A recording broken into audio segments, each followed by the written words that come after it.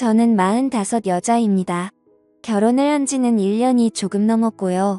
남편은 저보다 5살 연하입니다. 제 친구의 지인 소개로 해서 우연히 만나게 되었고 2년 정도 연애를 하다가 결혼을 하게 되었어요. 남편은 저보다 또 5살이나 연하다 보니까 아직 사회초년등 무렵이었고 그나마 조금 더 안정적이고 자리를 잡은 제가 남편과 연애를 할 때 항상 돈을 더 부담했던 것 같아요. 뭐 그래도 아깝거나 그러지는 않았어요. 그만큼 남편을 사랑했으니까요. 남편은 저보다 나이가 어렸지만 일찍 어려서 아버님이 돌아가셨어서 철이 빨리 들었다고 할 만큼 무척이나 성숙하고 마음씨가 넓은 남자였죠. 그렇기에 저보다 돈을 좀 못 벌고 있어도 그동안 만났던 남자들보다 훨씬 사랑하는 마음이 컸고 그래서 결국 결혼을 하게 됐답니다. 결혼을 할 때도 남편 쪽에서 시어머니는 저를 반대하실 일도 없었고 너무나 쉽게 허락을 받았지만 저희 집 부모님은 저희 남편을 상당히 못마땅해 하셨습니다. 부모님이 한 분이 안 계신다는 것도 좋게 보지 않으셨고 형편이 좋지 못하다는 거만 아이가 어리다는 것이다. 그리고 남편이 직장을 다니지만 그렇게 자랑할 만한 직장은 아니고 어떻게 보면 변변찮은 직장이었기에 저희 부모님은 정말 많은 반대를 하셨죠. 하지만 자식이 는 부모 없다고 하죠. 저희 부모님도 결국에는 제 뜻을 따라주셨고 결국 결혼을 하게 됐답니다. 결혼 비용은 당연히 제가 더 많이 부담을 했고요. 저희 집 형편도 그렇게 넉넉한 건 아니지만 남편보다는 확실히 조금 더 여유가 있는 상황이었고 저 또한 그동안 일을 하면서 허순 곳에 돈을 쓰지 않고 차곡차곡 돈을 모았기에 제 또래 사람들보다는 모아둔 돈이 있었거든요. 그래서 대출을 좀 껴서 저희 쪽에서 거의 다 내고 집은 제 명의로 해서 결혼을 했답니다. 이건 남편과 저와의 기본적인 설명이고요. 이제 제 여동생 이야기를 꺼내야 될 것 같네요. 저는 형제가 여동생 하나 있어요. 여동생은 저랑 인기 차이가 나죠. 저랑은 완전히 정반대의 스타일이랍니다. 여자들끼리 흔히 여우라는 표현을 많이 쓰잖아요. 딱 저희 동생이 그런 스타일이에요. 질투심도 엄청 많고 어렸을 때부터 부모님 사랑을 되찾이하고 싶어서 저에게 피해를 주면서까지 몹쓸 행동도 참 많이 아는 아이죠. 그에 비해 저는 여우보다는 공이 같은 스타일이라 동생이 그런 행동을 해도 알면서도 그냥 당해줬던 것들이 정말 많고 그냥 그런 모습도 귀여워 보였답니다. 그리고 나이가 먹으며 바뀔 거라 생각했죠. 하지만 여동생은 나이가 먹을수록 더 철이 없어졌고 자기 멋대로 했어요. 어렸을 때부터 남자친구를 사귀기 시작해서 툭하면 거짓말치고 집에 들어오지 않는 게 일상다방사였고 그래서 부모님 속도 많이 썩이고 대학에 가서는 남자를 잘못 만나서 애들 가진 저까지 있습니다. 그때 저희 집은 정말 난리가 났었죠. 고작 20살 애가 그것도 자기랑 동갑내기인 남자랑 사고로 애를 만들어 왔으니까요. 부모님은 기가 찼고 그럼에도 저의 여동생은 조금을 미안한 기색도 없이 오히려 당당하게 그냥 지금 결혼하면 되지 않냐며 자기 인생이라며 오히려 부모님께 되들었었죠. 전 그때도 동생을 데리고 나가서 조용히 이야기를 하면서 이 아이의 말도 되지 않는 이야기를 최대한 들어주면서 달래주고 결국에 아이를 포기하겠지요. 그리고 이 아이 남자친구도 제가 만나서 다시는 저희 동생을 만나지 않겠다는 확기까지 들었답니다.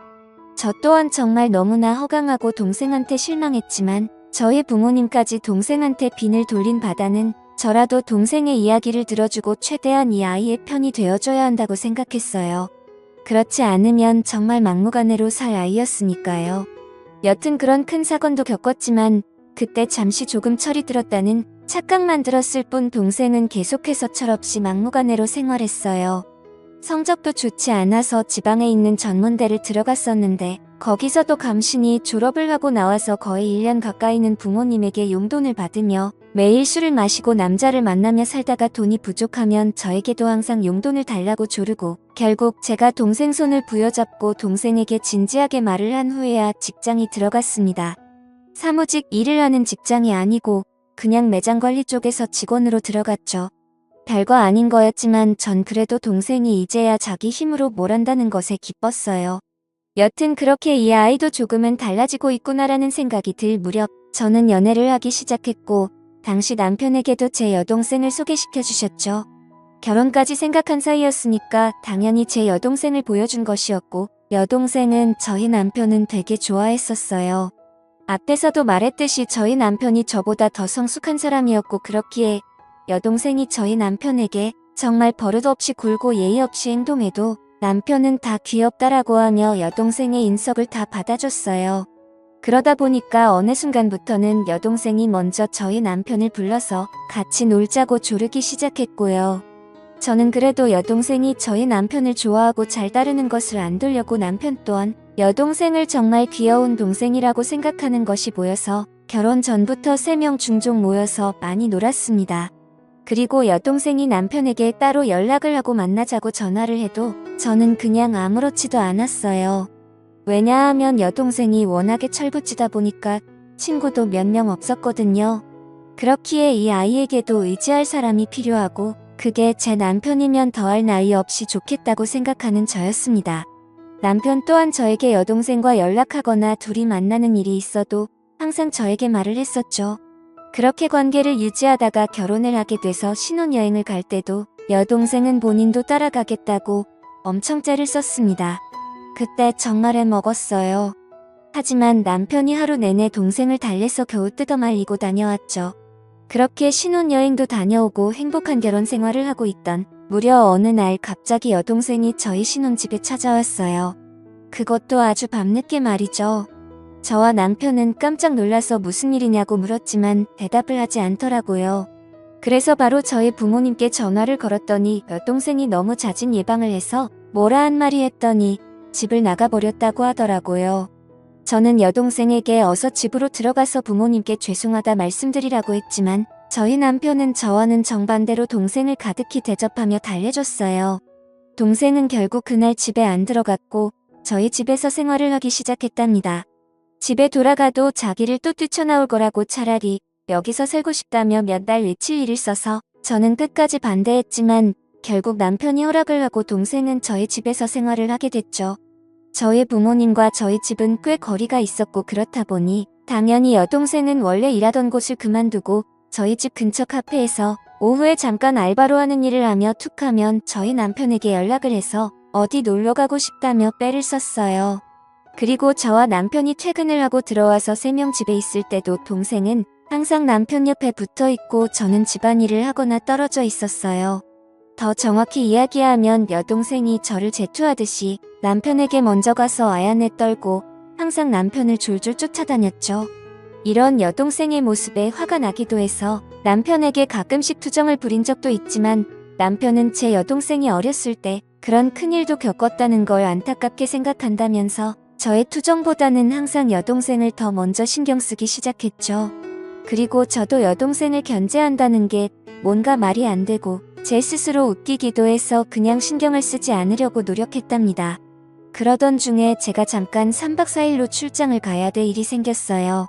그런데 뭔가 단둘이 집에 남겨두기에는 조금 그랬기에 여동생에게 그냥 이제 집에 돌아가라고 이야기를 했지만 당연히 제 말을 듣지는 않았고 남편도 그 주에 이미 바빠서 집에 늦게 들어올 것 같으니까 저보고 그냥 안심하고 다녀오라는 말을 했죠. 저는 그래서 한편에 불안감을 남겨둔 채 출장을 가게 됐습니다. 출장을 가면서도 계속 남편과 연락을 하면서 갔고 거기서 일을 보는 도중에도 틈틈이 연락을 했어요. 그러다 거기 일정이 예정보다 하루 일찍 마치게 되었고 그냥 거기서 하루 쉬고 올 수 있었지만 저는 바로 그날 출발해서 집에는 새벽에 도착을 하게 되었죠.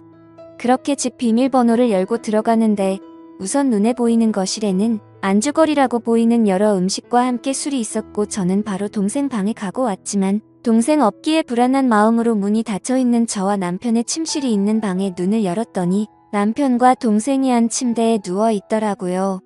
저는 그 순간 정신이 멍했습니다. 아니, 그 상태로 몇 초 정도를 아무 말도 못하고 있었던 것 같아요. 그 후에 일어나고 나서야 정신이 번쩍 들었고 소리를 질렀죠. 그때 남편과 여동생은 깜짝 놀라 채로 일어나더라고요. 둘이 변명하기도 전에 당황해하는데 그냥 딱 불륜 현장이 들켜서 행동하는 남자와 여자 같더라고요. 저는 그 꼴을 도저히 볼 수가 없어서 집에서 나갔고 그날 제 차 안에서 밤을 새고 그 다음날 집으로 들어갔습니다. 남편과 여동생은 일을 나간 상태였고 집에는 아무도 없었죠. 먹은 것도 깨끗이 치워놨더라고요. 여동생과 남편에게는 계속해서 연락이 왔지만 그 연락은 무시하고 남편에겐 집 비밀번호 바꿔놨으니까 들어올 생각 말고 이용할 생각하고 있으라는 내용으로 카톡을 보내놓았고 동생에게 또 이 사실을 부모님께 다 말씀드릴 거니까 그 남자를 지지든 볶든 살림을 차리든 등 내 마음대로 하라고 카톡을 보내왔습니다. 당연히 집 비밀번호는 바꿔놨고요. 그날 결국 남편과 여동생은 채집에 들어올 수가 없었습니다. 제 여동생은 본가를 돌아갔지만 제가 이미 이런 사실을 저의 부모님께 말씀드려 놨기에 본가에서도 쫓겨났고요. 남편은 계속해서 오해라며 연락이 오고 있는 상태이지만 저는 이혼 소송을 준비 중이랍니다. 여동생과는 가족의 연을 끊을 것이고요. 저한테 이런 일이 벌어졌다는 게 아직도 안 느끼네요. 지금까지 제 사연을 들어주셔서 감사합니다.